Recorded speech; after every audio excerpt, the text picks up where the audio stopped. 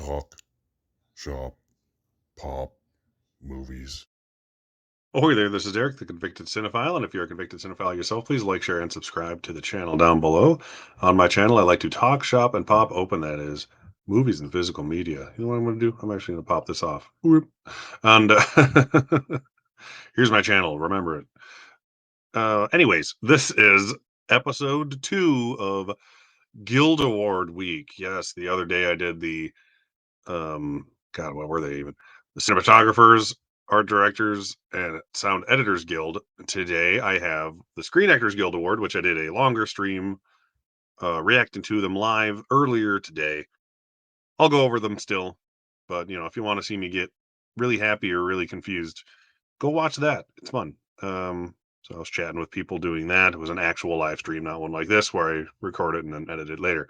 And thanks again for all the people who showed up for that at what was it, like 8:39 in the morning? So good stuff.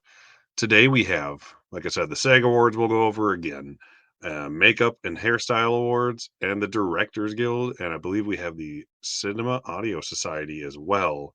So I am on awardsdaily.com. I'm just going to go into the Directors Guild first because that's probably the most important one outside of SAG, obviously. So these 5 movies I get into the Directors Guild, I'm already accidentally seeing things on my screen to the right. Basically, these 5 movies are all but guaranteed to get Best Picture nominations at the Oscars, even if they don't get a directing nomination. So let's see. Stuff could happen. There we go. Ooh. Okay. We have Tom Field for Tar. I expected that. Joseph Kosinski for Top Gun Maverick. This is massive for him. Like, he didn't even get into the 10 nominees at the Critics' Choice Awards, for God's sakes. I think he was shortlisted or longlisted, whatever you want to call it, at the BAFTAs out of 8 nominees, which Mr. Spielberg was not. And he just won for the Globes, so that's weird that he wasn't even longlisted. But Kaczynski, even getting a DGA nomination, basically guarantees that Top Gun is getting in for Best Picture, which I already thought it was. Most of us were, I think. But good for him. He did a good job for being like a director whose other stuff I haven't really had any interest in, to be completely honest. I thought he did a very good job with this movie. It was exactly what the movie needed to be. And most importantly here, we have Daniel Kwan and Daniel, what the hell's his name? Scheinert. I can't read. For Everything Everywhere All at Once, the Daniels, as they are called. So happy they got in here. The nomination was the biggest hurdle, I think, for them, but they've been hitting everywhere. So it's not even surprising they made it here. If they wouldn't have made it, that would have been really shitty. Yeah, so we got Martin McDonagh for Banshees. Thank you. I love Banshees. Steven Spielberg for The Fabelmans. Spielberg is no stranger to getting nominated at the DGA, even if he wins here and doesn't get nominated at the Oscars, like for Color Purple, for example. Martin McDonagh, I can't remember if he made it to DGA for 3 Billboards or not, but he was snubbed at the Oscars for directing. I don't think that'll be the case this time for Banshees. I would be more than happy if this went 5 for 5 with the Oscars. It usually doesn't. It usually goes like 4 for 5. I think Kaczynski would be the one to miss, honestly.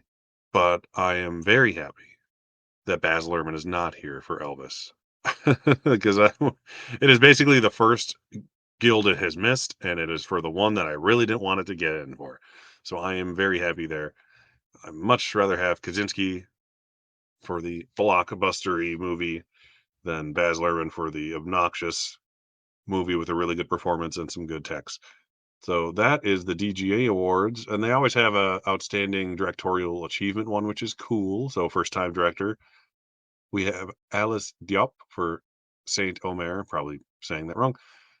Audrey Dewan for Happening, John Patton Ford for Emily the Criminal, Antonetta Amalat, I don't even want to try, for Marina. Oh, it's a Kino Lorber movie. That's cool. I forget they make movies. Alamat Kusajanovic. And Charlotte Wells for Aftersun, which is was like literally the only one of these nominations. I was like, that's going to get in for first time for sure because it's gotten such good reviews. I would expect that to win just from what I've heard. As far as what's going to win director here, I would not be surprised if Spielberg won, but I would like the Daniels to win. I really want the Daniels to win for directing. I think there's more of an attention to detail with that movie, and I really want that to be the one that gets in. So that is good. I'm very happy with those nominations. Very happy.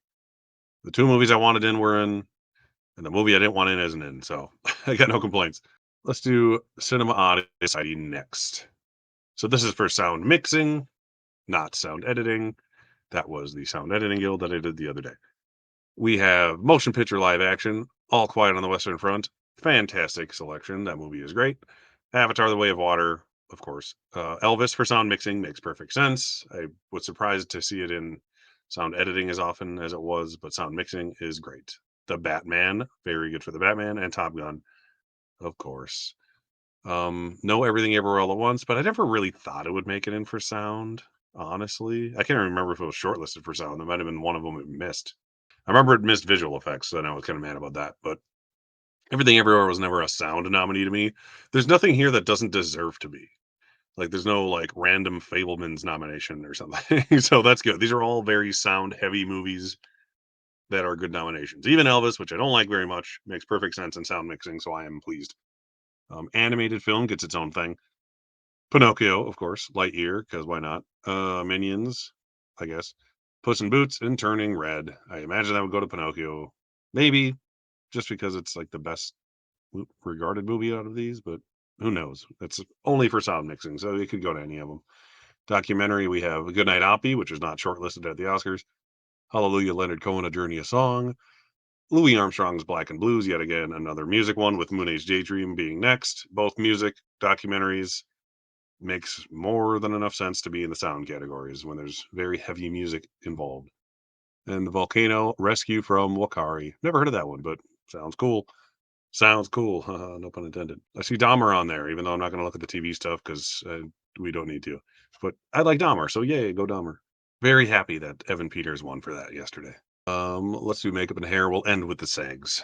Uh, makeup and hair guilds. This shows a picture of Elvis, so you can assume Elvis made it. So here is the contemporary makeup. We have the Batman, obviously. I that'll probably win this category, or Everything Everywhere All at Once easily could as well. A lot of weird, interesting makeup with that movie. That the Menu, that's an interesting pick. Nope, cool. I like Nope, so I'm just happy to see it somewhere. And Spirited. Oh, the Christmas one. That's kind of all right. I wouldn't have expected that, but okay.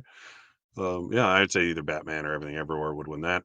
Period makeup, Amsterdam. That was on the short list. I remember Babylon was, Blonde, Elvis, and Till of all things is on there. So cool. Special effects makeup. We have the Batman, obviously. Black Panther, very cool. Elvis, I get. Roald Dahl's Matilda the Musical, that's coming up out of nowhere. And The Whale. So good to see The Whale here. Even if it's only in this category, but it is makeup effects with the whole fat suit thing. So that is cool. Contemporary hairstyling. We have the Batman. That is a good nomination for that. It's showing up at a lot of guilds. Batman is doing really well. Makes me happy. The only thing that pisses me off is that it's still not shortlisted for the score Oscar, which is like one of the ones it deserves absolutely. Black Panther, yeah, hairstyling for sure. Everything Everywhere, also weird, unique hairstyles that go along with the makeup.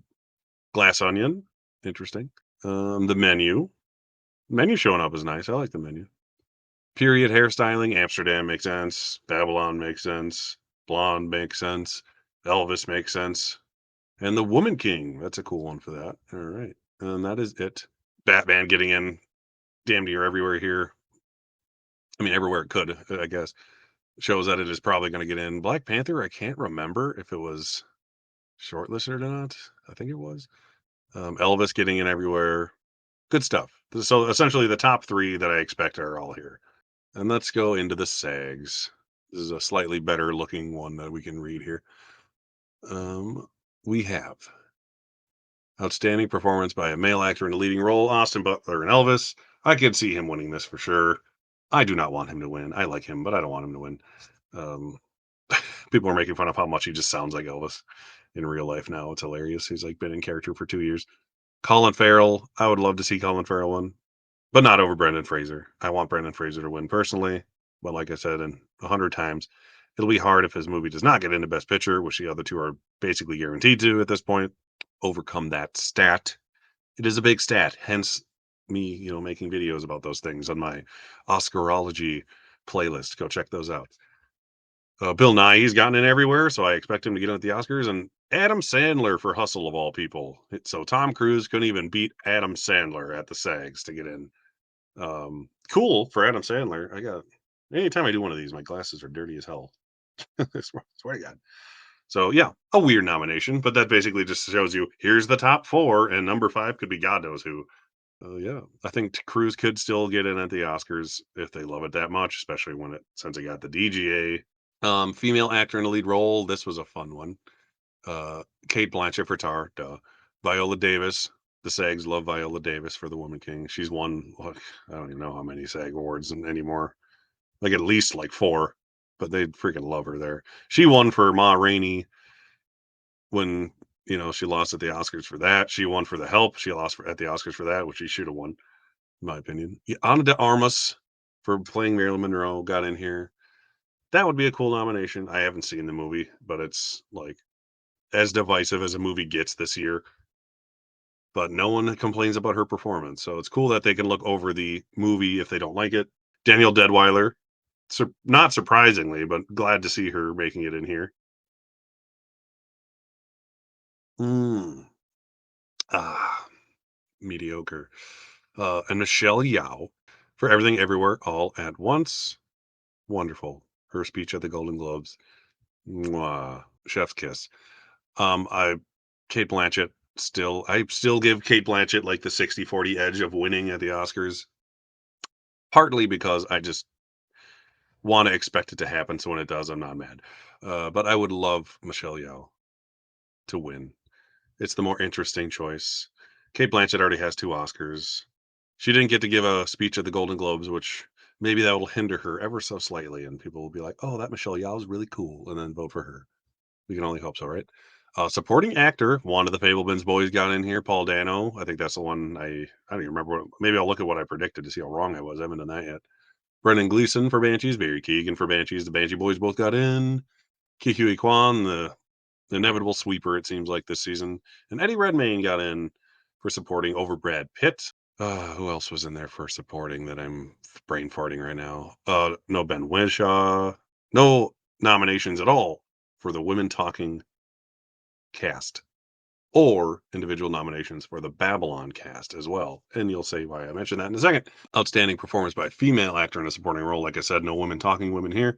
We got Angela Bassett, the Golden Globe winning actress for Black Panther, Wakanda Forever. Han Chao made in for The Whale. Super excited for that. She's amazing. Carrie Condon for Banshees. She's great too. Jamie Lee Curtis seems like she's going to be nominated at the Oscars finally after all these years. She's not going to win, but she'll get her Oscar nomination that she wants oh so badly. And the other best thing to happen at the SAG Awards, Stephanie Hsu also getting in for Everything Everywhere All at Once, who deserves it a lot more than Jamie Lee Curtis based on the performance.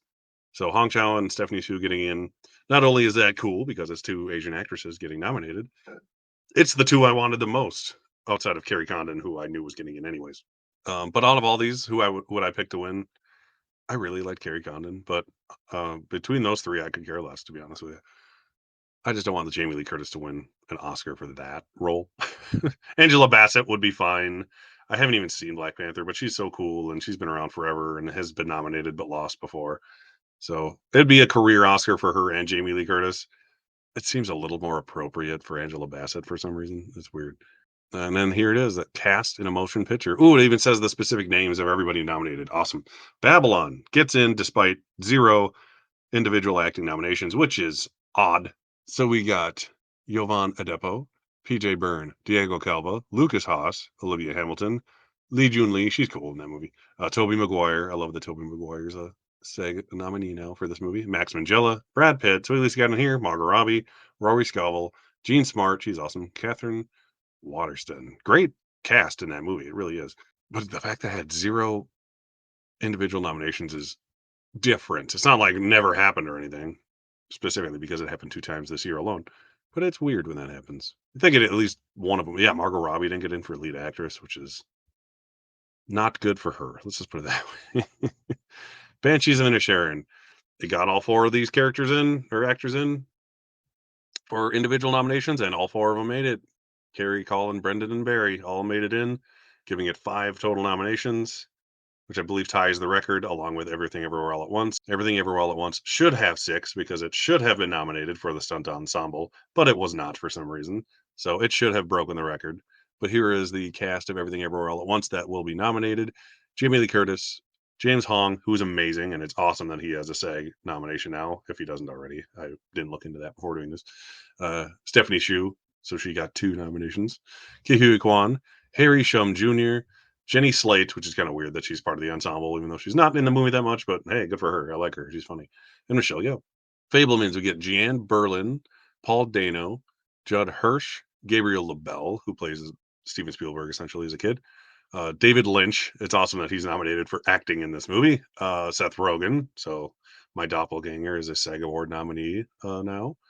And Michelle Williams, who did not get in for lead actress, despite getting in everywhere else up until this point so far. So that was the biggest acting snub out of every category, I'd say, was Michelle Williams.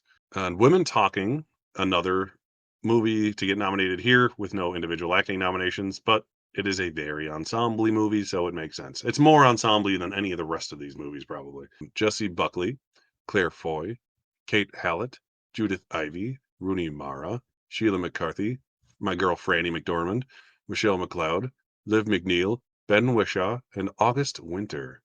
And then the Stunt Ensemble Award nominations are Avatar, The Batman, happy to see The Batman, Black Panther, which won, the original one, Top Gun Maverick, obviously, I think that's gonna win. I already thought it was gonna win, even if Everything Everywhere got nominated, and The Woman King. So I think I don't even know which. I'll have to double check which one I got wrong. I want to say The Batman. I don't think I had The Batman nominated, but Everything Everywhere All at Once should have been in for this one because there's like kung fu fighting scenes in it, and they're pretty damn cool, especially for how scrappy the budget was. So that is these. I'm going to go to Gold Derby quick. Check how bad I did at the SAG predictions. I haven't done that yet. The boards, SAG Film Awards nominations here. See how bad I did. Oh well, I'm not number one. My predictions. Well, I did better here than I did on the Golden Globes. I got 76% right, which is not bad. It's basically like one wrong in every category, essentially. Lead actor, I had Tom Cruise in instead of Adam Sandler. So yeah. Actress, I had Michelle Williams in instead of Ana de Armas. Supporting actor, I had Judd Hirsch in there just because I thought they'd go for one or the other instead of Eddie Redmayne. Supporting actress, I had Jessie Buckley in there. Probably shouldn't have because they've been not getting it anywhere. Who didn't I have? I had Stephanie Hsu. Oh, I didn't have Hong Chau. I had her in there too, and I was like, "Oh, I'll put Jessie Buckley in, I guess, over Hong Chau because it hasn't been getting nominated anywhere yet." Should have gone with my heart. I would have gotten all those right. Ensemble, I got 2 wrong. Glass Onion, I don't know why I thought Glass Onion would get in. Woman King, I was kind of surprised didn't, at least from what I've heard. So yeah, I didn't have Babylon. I had Babylon in there for the longest time too, and I took it out. And what the hell was the other one I'm missing? I had Women Talking. I didn't have Banshees because every time there's a movie with only like 3 or 4 actors, even if most or all of them get nominated, it never makes it into ensemble. So I was just kind of going based on that, even though it deserved it. And I should have just had it in there because it's like my favorite movie of the year. So yeah, not bad. I got 1 wrong in most categories, 2 wrong in 2 categories. I can live with that. So those are today's Guild nominations. The DGA is a big one. SAG is obviously very big as well. Super psyched. No Baz Luhrmann for Elvis and director. Joseph Kosinski, cool to see him. I don't know if he'll make the final 5 at the Oscars, but if he does, I won't be mad. I won't be ecstatic, but I will be like, good for him. I'll be pleased well enough. That's all I'm going to do for this video today, since I already did a live stream earlier and other crap I got to do. But tomorrow, so please watch this the day it comes out. Watch this immediately so it's not wrong when I say tomorrow. I will be hosting another Best Picture Tournament live stream on my channel at 9 p.m. Eastern Standard Time, where me and 4 guests will be pitting the 50 Best Picture nominees from the 1990 Academy Awards decade against each other to decide the best Picture nominee of the 90s. I already did one for all the Best Picture winners, and then I did one for the Screen Actors Guild Ensemble winners a week before I did that one. So go check those out if you have a couple hours to watch a thing, or even just watch it for half an hour and get the gist of it. That'd make me happy. Please like, share, and subscribe. Do all the YouTube stuff that everyone always says. I'd appreciate that. Go check out my Oscarology videos playlist I've been doing this week. I've did a video more or less every day. So yeah, I know by the end of this week, the Critics' Choice Awards are on Sunday. I will be watching those for sure. I will be on another stream on a different channel, Mega Mike the Movie Man. There, I can think. On Friday, he will be on my show on Thursday. So give that a watch too. That's also at 9 p.m. Eastern Standard Time. It's about what we're looking forward to the most in 2023. I'll shut up now because I've already got to edit this. So thanks for watching, and I'll see you next time. talk, shop, pop, movies.